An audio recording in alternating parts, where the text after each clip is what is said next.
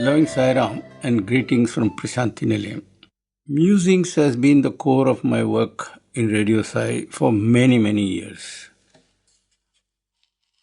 Despite the variety of work I had to do, till the 85th birthday I could sustain my musing series. But thereafter, many other duties came in the way, including a bit of overseas travel, and all of that took away my time. While I valued musings, and in fact I liked it very much, the fact of the matter is the other work also had to be done. So sometimes you have to give up one thing for the sake of other. It's like a mother taking care of all many children. That said, the 90th birthday is approaching. I don't know how you feel. For us, it is approaching very fast, almost at the speed of light. And there are so many things to do. And they are all things that have to be done yesterday. Nevertheless, I do want to get back to my old favorite program, which is the Musings, with which I started in Radio Sai many, many years ago. I don't know whether I'll be able to do many more series, so I've decided to call it Musings just one more time. And this talk is the first in that series, and my topic will be sliding back into the groove. Now, what was the thing that compelled me to take up this job despite the shortage of time? You see, the world today is in all kind of mess. It has been for some time, but I didn't have much time to pay attention to it. However, during the last roughly 2 years, when I had to travel to many countries and give almost 100 talks, I was forced to pay attention to the mess world is in. Why? Because the solutions to those kind of messy problems are available only in Swami's teachings.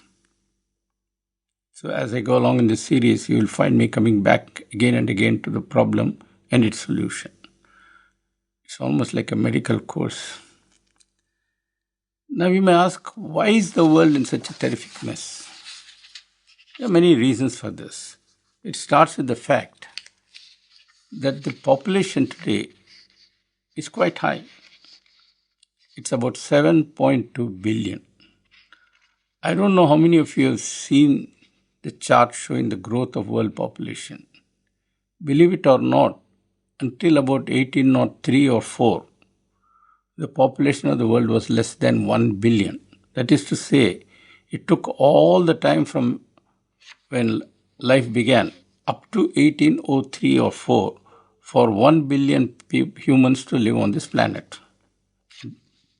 But then, within about just a little more than 100 years, the population doubled. In other words, the 2 billion mark was crossed around 1927 or so. I may be off by a few years. 1927 or so, and we have not yet completed 1 century after that. We are still in 2014, and already the population is 7.2 billion. I remember in 1940 or thereabouts, there was a book titled Our India written by Minu Masani. A wonderful book with wonderful graphics and cartoons. And at that time, remember, India meant what is today India, what is today Pakistan, and what is today Bangladesh. And all combined had a population of 400 million. Today, without Pakistan and without Bangladesh, what is now called India has a population of 1,200 million. We are 3 times, and with some parts gone. That is the rate at which population is exploding. And that creates its own problems, which we shall see later on maybe. And then there is this business of globalization which has tied up the world via technology. That has created problems. For example, There are huge ships that carry cargo and oil. That creates a lot of problem. You and I don't know it about it, but it does, and I shall refer to it later on. And then people travel in millions every day across the world by airplanes. That create problems, and so on. And there's a lot of waste and pollution. These have also created problem. And then there is the media. Until recently, we had only one media, which was very powerful and controlled by powerful money interests. Now we have the counter to it, which is called social media, which is very nice in one way because it is able to shut up the mass media, but it is causing its own anarchy, and that's a problem. I won't burden you with my list of problems, but the fact is, whether we like it or not, and we are not aware of this, we have all become slaves to technology in various ways. Recently, I was told a story by a certain gentleman who happened to be in Thailand some months ago. He was sitting there in a restaurant trying to have breakfast. Bit difficult for a vegetarian, I am told, in Thailand, for this country. But what was more interesting was what this gentleman observed in a neighboring table. There was a mother and two young boys.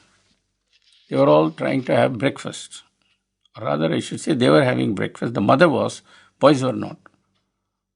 What were they doing? They were busy looking at their cell phones and pressing keys and all that. And it turned out that they were actually chatting to each other using the phone, using the chat program, which is very odd. Finally, the mother got frustrated. She snatched the phones and said, if you want to talk, just talk. Don't use the phone and eat your breakfast. Now, that is what I mean by becoming slave to technology. Now, when I mention things like this, people say, come on, man, what's the big deal? Change is like that, and there has always been change. In fact, change cannot be avoided. What one must learn is how to live with this change and adapt. That may seem like a fair point, but is it really a fair point? Have you ever thought about that? Let's explore. As you say, changes have always been there, but this time, one of the striking points about change is that the rate of change is very fast. If you look at the history of the earth, there are many kinds of time. In fact, with respect to cosmos, you have what is called astronomical time. Before astronomical time, there is cosmological time, then astronomical time. And when it comes to a planet like Earth, you have geological time, and then evolutionary time scale, and so on. They become smaller and smaller. But the rate of change today is incredibly fast. I mean, what was the gadget 10 years ago is no longer there. I don't know whether some of you may be too young to remember, but barely 30 years ago, we had a thing called Walkman. People would wear earphones and they would have tape recorder in the pocket, they will be walking. Then came the iPod. And now all of them have been driven out with tablets and iPhone. It looks like not the smartphone. It looks like you can do anything with the smartphone except talk. People are spending more time looking at it rather than talking, using it to talk. But the problem is the availability of such instant communication, that too globally, has made people work faster and faster and faster to a point where recent studies show that the body is being driven something like 100 times the speed for which it has been designed. You know, whenever you make a product, it is designed based on certain consideration. If you design a car, you'll say, this car will take 4 people and carry so much weight. And it will have an engine capacity of so much, which will give a mileage or kilometerage of so much and so on. That's the way you design. And the good Lord, in His wisdom, had designed the body for a certain rate of operation and a certain kind of lifestyle. But we are simply denying all that and overdriving the system. And that is a cause for worry. What I am trying to say is, we have sort of broken loose from nature. We have got cut off from nature. I don't know how many of you remember, Swami often used to tell us, nature is the best teacher. Go and learn from nature. But these days, we hardly bother to even take notice of nature. If we are in a park, say, we don't look around at the flowers or the lawns or the hedges or the trees or the birds. People would be sitting on a bench and looking at the cell phones. I don't know for what. They can do it in their rooms. So we hardly bother about nature. And they are always living in the now. In fact, as many people have said, the philosophy of today seems to be, especially where young people are concerned, I'm very sorry to say this, young people should excuse me, but this is a fact. It seems to be the philosophy, that is, of life. Me, now, my family, my ambitions, and so on.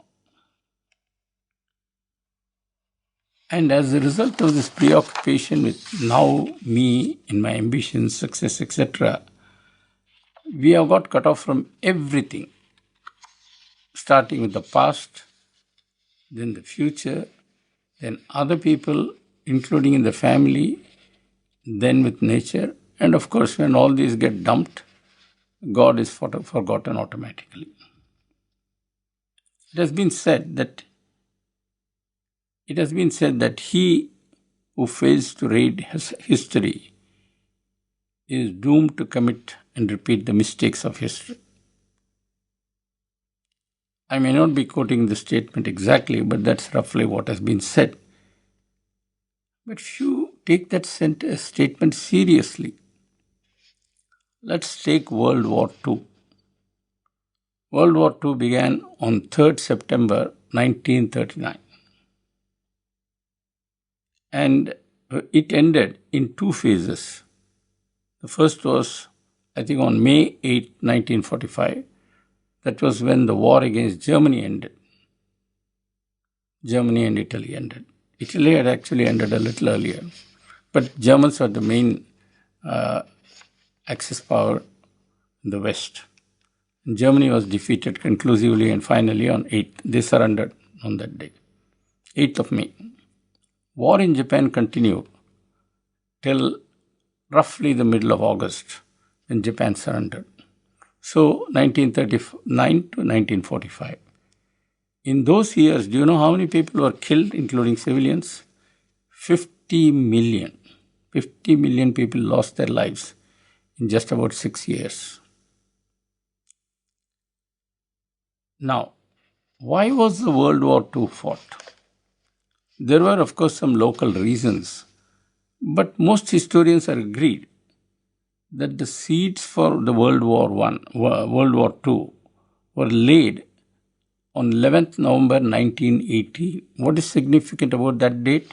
That was the day on which Germany surrendered to the Allies after after their defeat in World War I. So the seeds for World War II were sowed on the day when Germany surrendered after World War I. Not only that, today there is a lot of internal conflict in Iraq and Syria. In the year 2014, and historians have traced it back to what happened at the conclusion of World War I and how arbitrarily countries were created in the Middle East.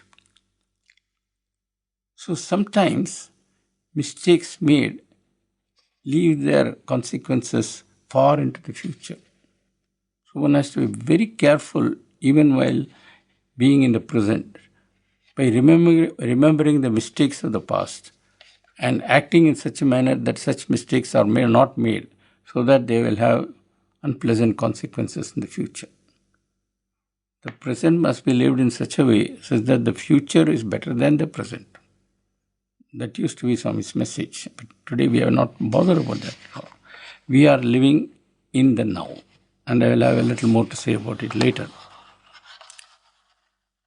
Let me now come to what I shall be talking about in this series and in this one in particular. Basically, as far as the series is concerned, I'll be sort of randomly wandering around the cosmos, stopping here and there. I really don't know how I'll be doing this random tour, but you will find out. But I assure you, wherever I take you, that place is bound to be interesting because the cosmos is a fantastically interesting place. And today, I would like to focus on why, even as far as the now is concerned, we should look at things somewhat differently rather than in terms of our own self, our ambitions, our expectations, the strategies we should adopt to become successful, and so on and so forth. And that's how I'm going to deal with today's talk. Now, some of you may be very irritated and said, listen, this old guy is out of touch with the world and is trying to scare people by crying wolf. I assure you that is not what I am trying to do. On the contrary, with Swami's grace and blessings, I would like to explain why we cannot live entirely in the present. It's not that I am seeing it. Many other people much wiser than me are seeing it, and not from India, from outside.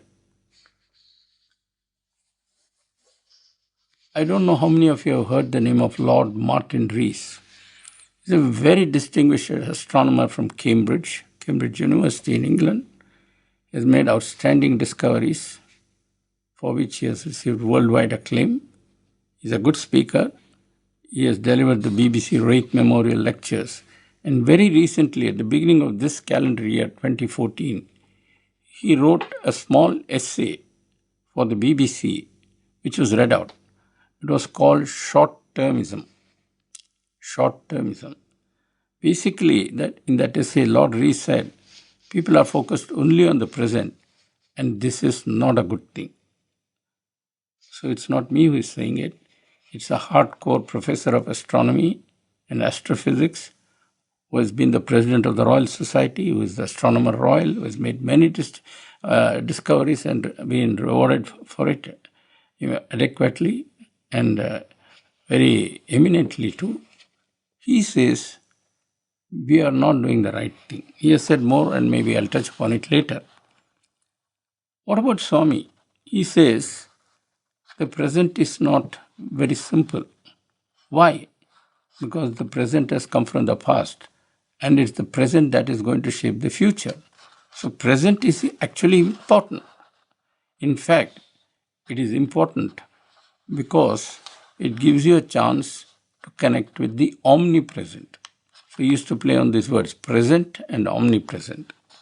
We'll come to that.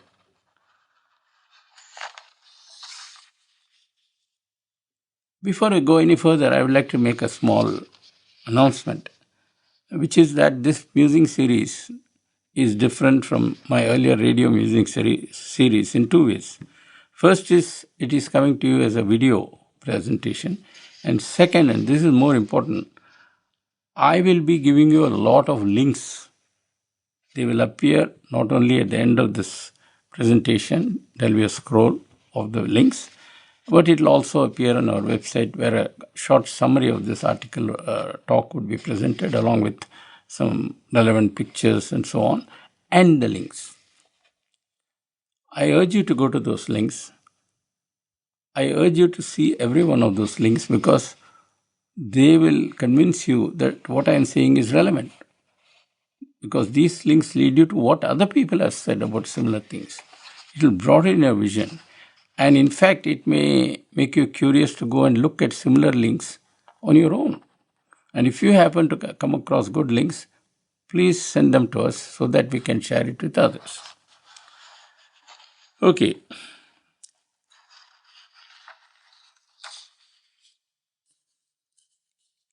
I'm going to tell you today something about how the cosmos is connected with us.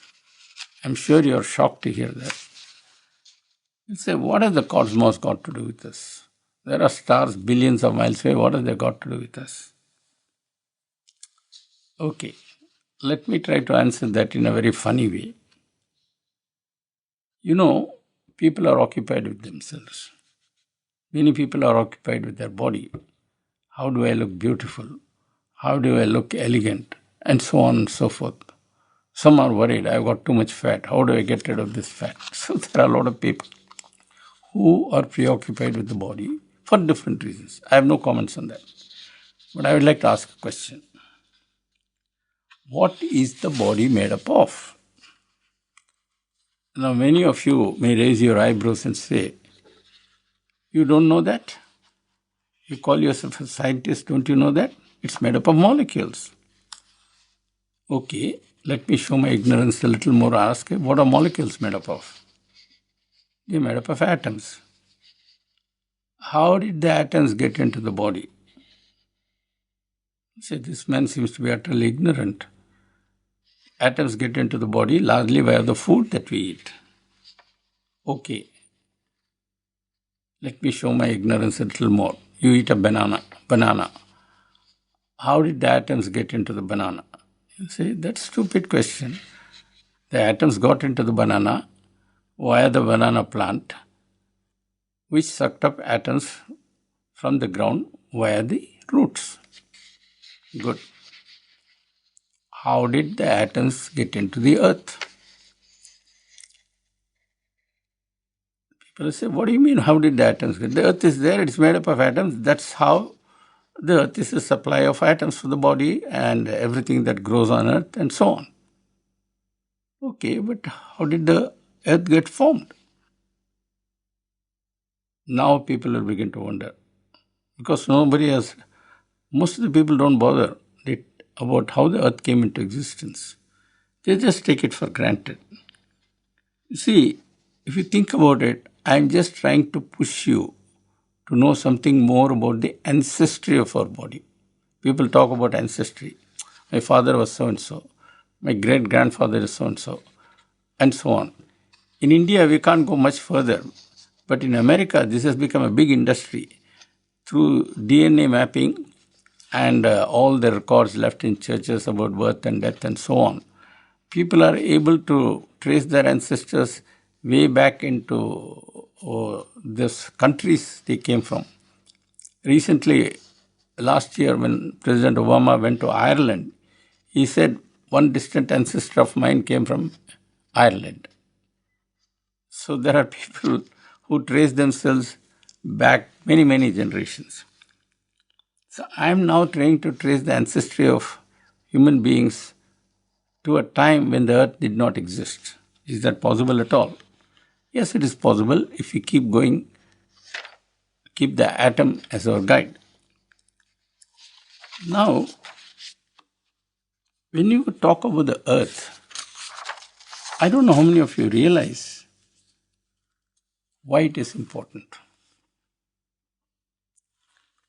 Last year, I had the distinct privilege and honor of visiting the Jet Propulsion Lab in California. It is an associate of the California Institute of Technology, which goes back 100 years, which is a regular university. This lab was built some miles away at the foot of the mountains there as an adjunct to Caltech. It is a classified area, and its job has been to be in charge of what are called unmanned space missions. You know, space missions basically are of two types. Missions which take humans into Earth orbits or beyond. And the other type of experiments are missions, which send objects out into space, where studies are carried out by instruments and robots. Those missions are primarily managed, controlled, launched, and monitored at JPL, Jet Propulsion Lab. So I was given a tour by a distinguished scientist of that place. And at the end, we came to the building where the control room for all the major experiments are located. And one of those control rooms was the room from where they did the recent Mars landing of Curiosity rover. They have a nice theater there, and every half an hour or so they have a show. So he took me to that show, and right then there were about 50 to 100 school children, and the show began. And the show began by showing how the solar system was formed, how the Earth, Mars, Venus, Jupiter all came into existence, and how there is a feeling that life might have existed on planet Mars long ago. So they have landed earlier missions on Mars, and this one, Curiosity rover, which is really a fantastic remote controlled robot, movable robot, was sent there to find out in greater detail about the possibility of life having existed in Mars in a very rudimentary fashion. There are tantalizing signs that life might have existed, but they have not yet found it so far. But that's not the point. The film was very exciting to watch, especially the landing of the rover on Mars. And at the end of it all the children clapped and so on. Basically, it is to enthuse them. And then the way the film ended is as follows. It said, children, boys and girls, you may not be a film star. You may not be a sports star. You may not be a rock star. But tell anyone and everyone proudly, I am made of the dust of a real star that existed 8 billion years ago, that sacrificed itself so that I could live and enjoy what I am seeing here today. I am here referring to the birth of the solar system, which took place about 6 billion years ago. And this solar system was born as a result of another star exploding. Someday I'll tell you the story of birth and death of stars and how some stars in their life pay monstrous explosion, unbelievable, unimaginable. They are called supernova explosions. But after the explosion is over, there is a lot of cosmic dust left. And there appears to have been some cosmic dust in a certain region where our solar system now is. And after a while, this is a huge dust cloud. It begins to contract because of gravity. As you know, gravity attracts. So if there is a big piece of cloud, this part of the cloud will attract this part, and this part will attract. So they will start coming like this. Similarly, this part and this part, this part and this part. It's an irregular cloud, and they will all start coming together. But it will have an irregular shape. So as a result, and the rate at which this collapse takes place will be different in direction. And this imbalance starts making the cloud spin in a particular way. So the cloud spins and it gathers speed. And as it gathers speed, the center begins to move faster and faster, whereas the outside is slower. You might have seen this in movies. When a skater spins, if the skater spreads the arm, it spins slowly, but when the skater brings the arm close, the spinning is fast. So this being a cloud, the center part spins and condenses, and the gravity crushing is so much, it becomes a star. It gets so hot. The periphery is now heated by the star, and that makes a lot of impact. And finally, you get the planets.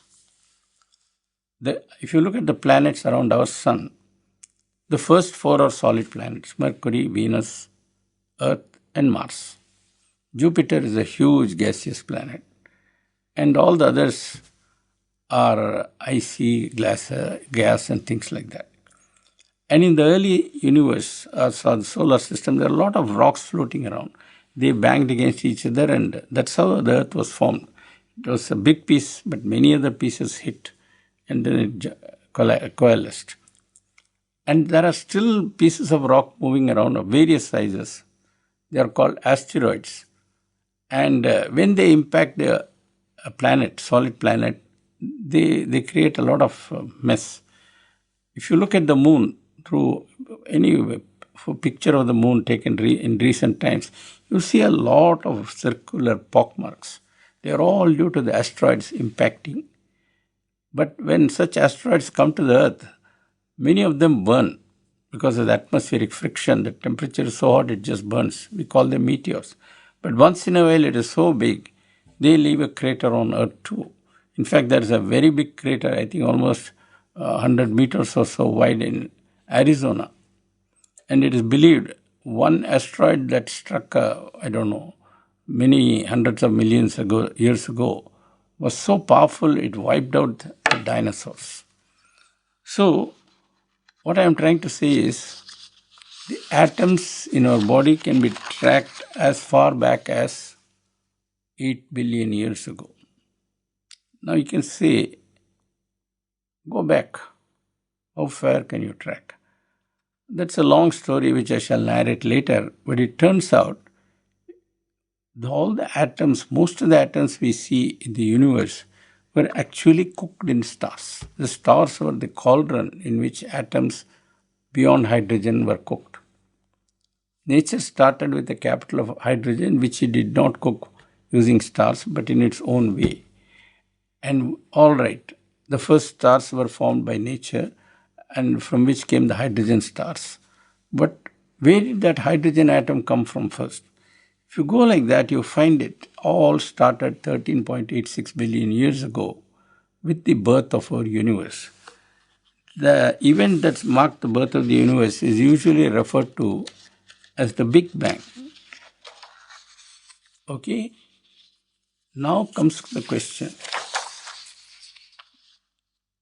If you say the universe we lived in was born 13.86 billion years ago, by the way, that is what scientists say now, and there is every reason to believe that number is fairly accurate at least up to about 5%. That's all there in it. What was there before the Big Bang? In other words, who was the mother of this universe? Then you can ask, if our universe had a mother, did that mother have a mother? In other words, did our universe have a grandmother? How far does it go? These are questions which we don't have answers to. Scientifically, that is. So you see,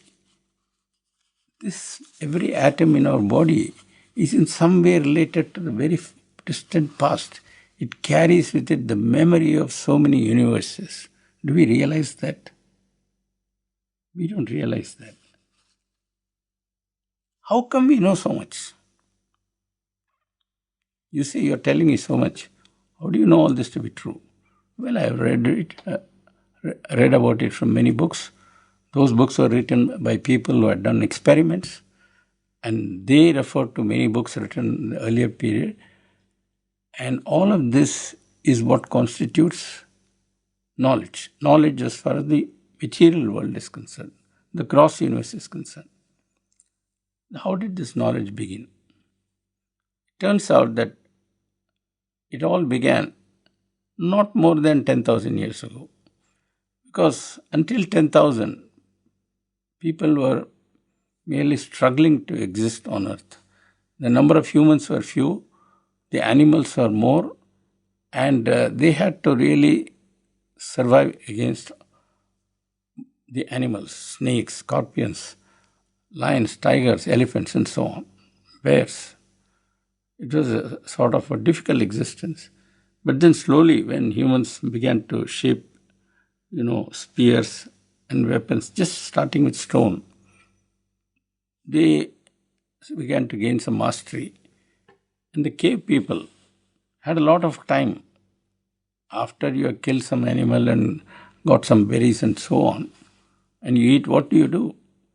The caveman's job was to provide food, and his mate, the cave woman's job was to look after her children and prepare the food if possible. After they discovered fire, they learned cooking. What I'm trying to say is they had a lot of time. They saw many things. Every day the sun would come up in the morning, in the evening it would go. So they asked, what is this? Where does it come from? Where does it go? Then they also saw the moon. The moon was much bigger. But when the moon came, it was not hot, it was cool. It also rose and it also set. But another funny thing, the size of the moon was changing from day to day. And then it would disappear and then again it would start growing. Why this waxing and waning? Then it would rain. Sometimes it would rain, sometimes it would not. Why does it rain sometimes? Where does all that water come from? How can water stay there? But yet it is coming. So how did the water come there and come down? So people began to ask questions and questions and questions. And it is out of this that what we call knowledge has grown. And few realize that science was born as a result of asking questions. Now, in this program, I would be asking many questions. I would like you also to ask some questions, but there will be questions of a different kind. It is these questions that make us think and enlighten us in various ways. Now, my point is, if I ask some questions, like, where did the atoms come from? There was a purpose. There are no stupid questions, as they used to say. There are only stupid answers. It's always good to ask questions. Now, let us come back to the body, where I started with. You may say, listen, you have been talking about the atoms in the body and trace their ancestry. But do you know, this body of mine has also life. You can therefore ask, where did my life come from? If you say the atoms came from the cosmos by various processes described by physics, where did life come from? Moreover, I am a conscious being. Where did that consciousness come from? Now, those are two smart questions. Let me tell you, till today, science has no answers from where did life come from and where did consciousness come from. What is science able to do? Science says, I don't know where life comes from, but I know what to do how life operates at the physical level, in terms of nerve conduction, in terms of blood circulation, in terms of breathing, digestion, and so on. So if a body is sick, I can take care of it. It is like you are having a car. Something is wrong with the car. You take it to a garage. The garage mechanic does not know the history of the automobile or how the automobile is designed. But he knows if there is a problem, he will fix it. If the fan belt is broken, he will replace the fan belt. And so on. There are so many. The horn is not working, he will check there's a loose connection, maybe he'll connect it, and so on. So our medical scientists are just like auto garage mechanics. They know how to fix the body. But they don't know what is life. They don't know where life came from. As for consciousness, the only fellows who talk about consciousness are psychologists. They talk a lot. But you ask them where does it come from, they have no idea. And physicists are afraid to talk about consciousness because they say it's too complicated, we don't know, we will think about it later. That is the humble ones. The arrogant ones will say, who is bothered about consciousness? I have got better things to do. So this is the way it is. Now, I am mentioning all this for a very important reason. I don't know how many of you have heard of the name Steven Weinberg. You might not have. But that is because he is no longer in the center stage. But a few years ago, his name was very, very well known. because not only because he had won the Nobel Prize, but he had written a book called The First 3 Minutes of the Universe, which became a super bestseller. In fact, it earned a lot of money for him. He became a millionaire as a result of that. Actually, he is a professor in the University of Texas at Austin. And he shared this Nobel Prize with two other people. One is Sheldon Glashow, and third is Abdus Salam of Pakistan, who is the only Pakistani to win the Nobel Prize of any kind. He got it for physics. These three people together discovered what is called electroweak unification. Now, Weinberg is a very brilliant man, and he has discussed a lot about God and things like that. He does not believe in God. And one day he came up with a statement: the more I see the universe, the more I understand it, the less purpose I see in it. He says the universe has no purpose. And a lot of scientists seem to share that view. The universe has no purpose. Much before Weinberg, that brilliant physicist Richard Feynman said, the theory that it's all arranged as a stage for God to watch the struggle between good and evil via humans seems inadequate. You know, it is often said the universe is a stage where humans act. Some are good guys, some are bad guys, there's war, and God watches this because it's a divine play and he keeps himself entertained. He has no TV channel, so he has made the world into a big drama stage. That's what people say. Remember, I mentioned three names: Weinberg, Glashow, and Salam. Weinberg said, there's no God, the universe has no purpose. I don't know what Glashow said, but I know what Abdus Salam said. In fact, I once had the good fortune to meet him. He came to India many years ago to give a talk. He has come earlier many a times to India, but he came that time to Madras. I had to receive him at Madras airport.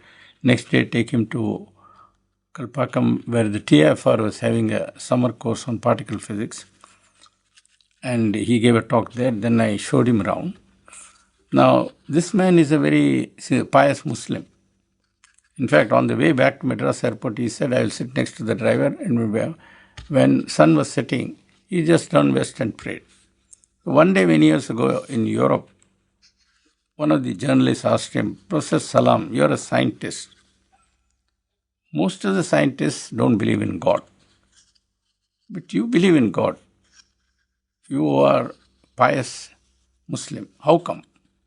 Salam laughed and said, where's the problem? I don't see what. No. Most scientists don't believe in God. You are believing in God.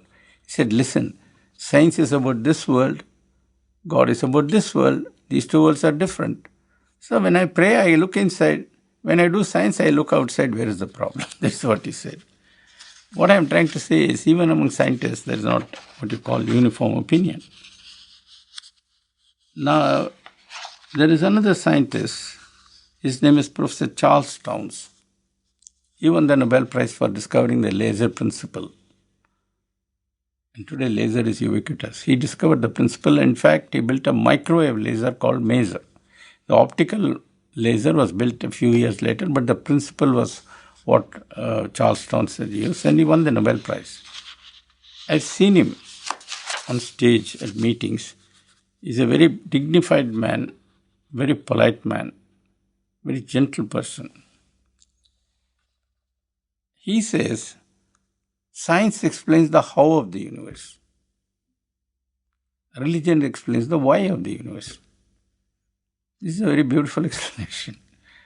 So, in other words, if Weinberg doesn't understand why the universe exists, he's trying to find out the reason for the existence of the universe in science. Science explains only the how of the universe. If you want to know why the universe exists, you must go to religion. I don't know how many of you have heard the name of Dr. Francis Collins. He headed the National Institute of Health, which is a major funding agency for research in molecular biology.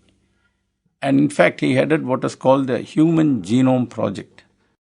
When the project was started, Dr. Collins was a non-believer. Decoding the human gene. When the project was done, he changed. He said, I'm now a true believer in God. And he has become what he calls born again Christians. And now he is able to say why people see contradictions. As far as he is concerned, he says, when I do science, I do science. I don't see any contradiction with God. I just see science as a way of learning about God's wonders. And Dr. Collins has with him his beautiful guitar. And tell us about the song you've written. Well, we're going to talk this morning about some new ideas about how to speed up the process of developing effective treatments for diseases like Alzheimer's and diabetes and rheumatoid arthritis and lupus. And the urgency is considerable for any of us who are affected or our family members are. We're in a hurry. You we want bet. to see this get done. And the only way it's going to get done is if we all kind of work on it together, which is a new thing that we announced last week that we're going to talk about. But at some risk of destroying the dignity of your program and perhaps ruining any fundraising efforts that are currently underway, I was encouraged to bring this guitar, which, by the way, does have a double helix and mother of pearl on the fretboard. It's a gorgeous. Very special instrument indeed. Gorgeous. And I wrote this song about disease, and the disease is sort of out there waiting, and disease doesn't care too much about a lot of the other things that we might think would protect us. So we better get together and work on this. So with apologies to the listeners, here we go, who probably wonder, what radio station have I tuned into?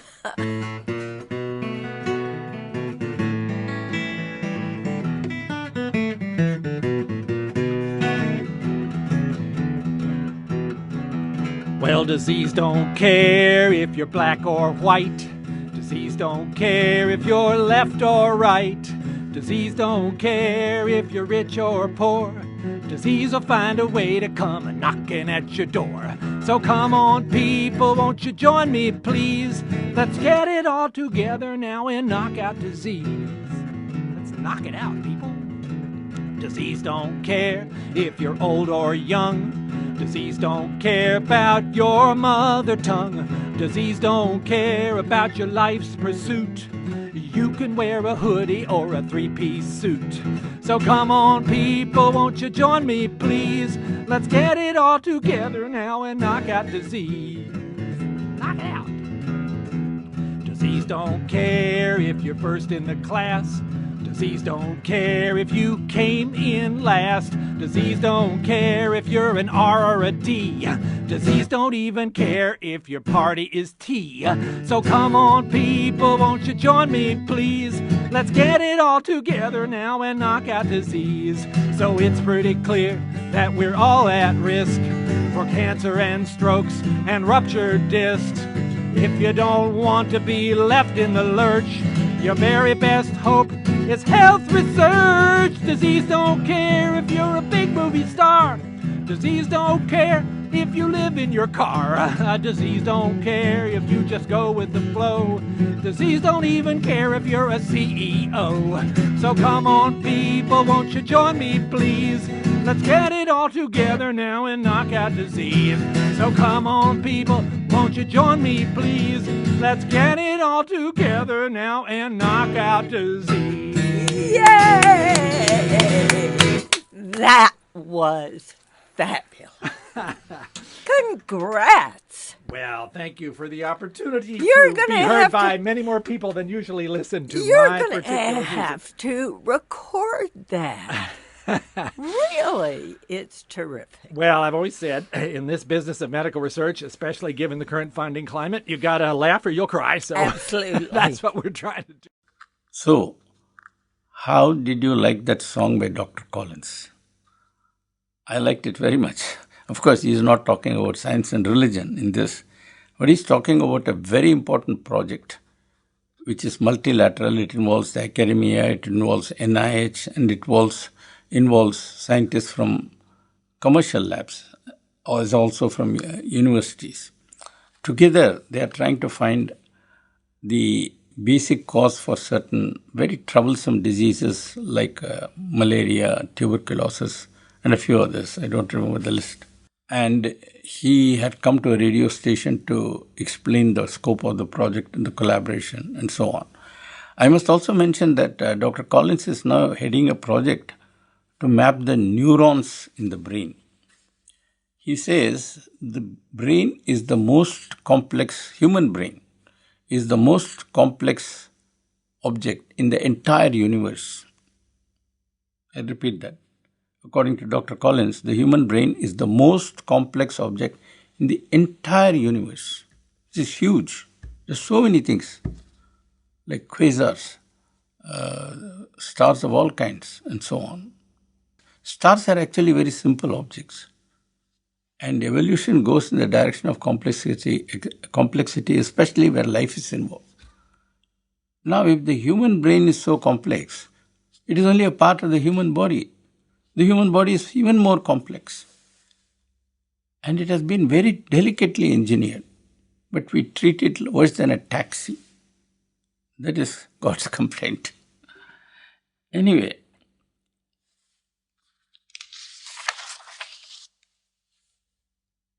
this human brain project, they are trying to map it just as they did the genome. Basically, you have to trace every neuron. There are 100 million neurons or so. So this time, Collins has adopted a very interesting object. He has gone to what is called crowdsourcing. This is a buzzword now. Involve the people. So he says, those of you who are good at computer graphics, who can draw nicely, I'll give you the software and I'll give you some tests. You have to pass a driving lesson. You will get a very thin line and you have to draw a line just like that by the side of it. And we will see how fast you can do it and how well you can do it. So he will say, this is a neuron. Draw it for us from the bundle of neurons. This is the neuron you have to separate and draw. And there are 100 millions. He cannot employ all these people. He is employing volunteers. And one fine day, they hope to find out the neural connectivity across the brain, after which you may understand a little better how the brain works and thinks. Now, I want to wrap up this talk. You may say, you have said many things.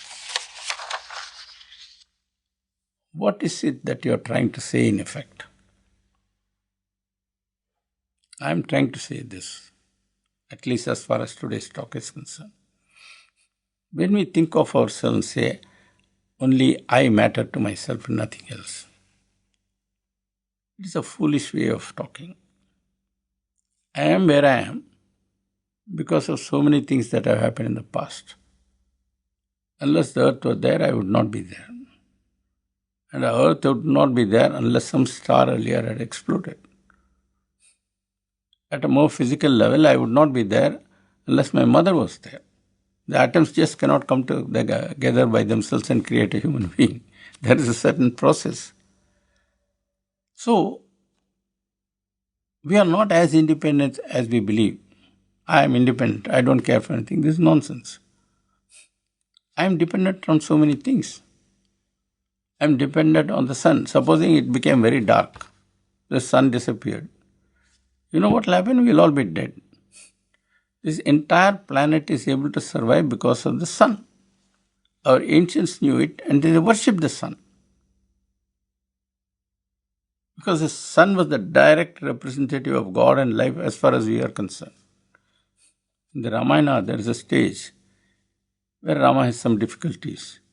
And what's his name? Agastya comes and tells Rama, pray to the sun god. That's of course a drama. Rama is supposed to be God. Why does he have to pray to the sun? That is actually a lesson for you and me. When you are in difficulties, pray to God and He will come to your help. So that's the lesson there. So we are not disconnected. We as individuals are closely connected to our family. We are closely connected to the rest of society also. We all say, I don't depend on anybody and all that. Supposing you take that person and put him in the middle of Sahara, far away from anything, that fellow will be dead less than 24 hours. We can live without food for many days. People have done that. But you cannot live without water for more than 12 hours. If you leave that man in Sahara with no water to drink and no water nearby and no one coming with water, he'll be dead. We are dependent on water. We open tap, we get water. Who did that? Society did that. There are various ways of explaining away society, as is done by the capitalists using what is called the self-interest theory. I'll come to that much later. But even the self-interest theory won't work unless there is water that comes to us via rivers or rain. Human beings don't manufacture water. Human beings merely collect water that has been made available to us by God and put it in a bottle and sell it to us. That's what the humans do. So we are dependent on nature in so many ways. Nature in terms of the earth we live in, the air we breathe, the water we drink, the sun, the moons, even the stars. In what way are stars useful? Have you ever thought of how ancient sailors navigated? They navigated by looking at the constellations. Imagine 300, 400 years ago, you had to go on a boat on the Pacific. You used the stars and they had a crude compass. That's how they were able to go around. So, in various ways, we are dependent on nature. I don't know how many of you are aware of it, but very recently, the hottest thing in the biology of the human body is the bacteria. There is an entire colony of bacteria. It has its own sociology. It has more or less become a sudden discovery with explosive amount of activity. Apparently, there are 3 main types of bacteria, and the total number of bacteria exceed the number of cells in the body. And people are trying to find out what are these 3 types and how they are in harmony. And if you eat the wrong food, the bacterial imbalance will be destroyed, and you get all kinds of sickness. It can even lead to cholesterol and so on and so forth. Some miserable creature called bacteria, which we cannot see unless we have a very powerful microscope. There are billions of them in our body, more than the number of cells. Until recently, we were not even aware of it. We knew there was some bacteria in the stomach, they were responsible for digestion. But there is an entire ecosystem associated with the bacteria in the body is known only recently. And we are dependent on those bacteria. They have so much power, they can even kill us. So we are not as disconnected as we believe. Swami often said, look at your hand. This is a finger. This finger is a part of the hand. The hand is a part of the forearm. The forearm is a part of the whole arm. And the arm is a part of the body. The same way, you are a part of your family. Your family is part of society. Society is a part of nature. And nature is a part of God. So there is a cosmic connectivity starting from you, the individual, all the way to God with many steps. It's a ladder going up to Mount Everest and beyond. And you are sustained where you are by all these forces, and through ignorance you trash them, rubbish them, ignore them, and then suddenly when there is a problem you want them. That cannot be. If you drive away all your friends with your hostility, they won't come to you when you need your help. Today that's what we are doing. When I say drive away, look at the air. we think we have a right to pollute it. But ultimately, we will be putting so much carbon dioxide into the atmosphere, it is going to hit back at us in many different ways. So we don't have the license we think we have. If we misbehave, it will come back like a boomerang in some way or the other. This is what some used to refer to as reflection reaction resound. So we do not have all the licenses we claim. We do not have the independence we imagine. On the other hand, due to arrogance and ego, we imagine we have no connections. That is the root of most of our problems. And they manifest in different ways in different situations and locations. For example, we have so many organs. In the case of the stomach, we get stomach ache or something like that. In the case of thyroid, the problem will lead to all kinds of, disproportionate body and so on. In the case of liver, it will lead to jaundice. So, different problems, different kind of manifestations. But there is probably a root cause for every one of these problems. So, the takeaway lesson from this talk is, we are not disconnected. We are connected in terms of time to the past as well as to the future. We are connected in many different ways to society. In fact, Swami used to say, if you are God, everyone else is God. And what is society but the collection of all the people? So society is macro God, you are micro God. How can macro God and micro God be disconnected? People today say, I have nothing to do with the government, I have nothing to do with society, I don't care for anybody. That's wrong. That's why Clinton famously said, government is an enemy till you need a friend. You criticize the government, you condemn the government, but when there is a cyclone or typhoon or tornado and there's havoc, you say, where is government? Why is it not helping you? Because you subconsciously accept that you need the government. Same way, we must realize this not at a socio-economic level, but at a more profound spiritual level. If God is in me, God is in everyone. If I hurt anyone, I'm really hurting God. Swami used to refer to this via two phrases, I may say.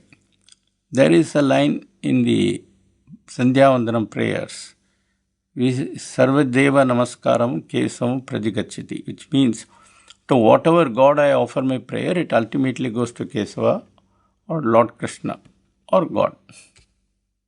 Swami modified it. Sarva Jiva Namaskaram Kesavam Pradigachati. If you say Sai Ram to anyone, it actually reaches me. They are only postmen. He also added, be careful. Sarva Jiva Tiraskaram Kesavam Pradigachati. It means if you abuse anyone, you think you are abusing that X or Y. No. He is only a carrier. It will come to me. You are abusing me. So, all this happens because I think I am different from you, X, Y, Z. We are not different. We are all cosmically connected. And we have to rise ourselves. If we say we are so knowledgeable, we can land on the moon, we can go beyond the solar system, blah, blah, blah. Can we not have the elementary imagination and patience to learn something about a higher cosmic connectivity? Already scientists are saying, you are connected to a star that exploded. You are connected to the Big Bang. If you are connected to the Big Bang, why not say I am connected to something that was before the Big Bang? Why not say I am connected actually to from which the whole of creation came? Why do you want to stop? Don't stop. Be inclusive. Be expansive. That is the message I shall be trying to convey throughout this series in very different ways. By stopping at different points and looking at, like a tourist, you guide. He will stop suddenly and then take everybody out and explain something. So now get into the bus, you go somewhere. I'll be trying to do something like that. But after this talk is over, you will see the screen scrolling and a lot of links appearing. These links will also appear in the website separately along with the summary of this talk. Please try to follow them. And if you find other links, tell us about them and we would like to share it with others. For now, I would like to thank you for your patience and end the talk by offering my talk to Swami, who made all this possible, including the studio and the facilities that bring this talk to you. God bless everyone. Jai Sai Ram.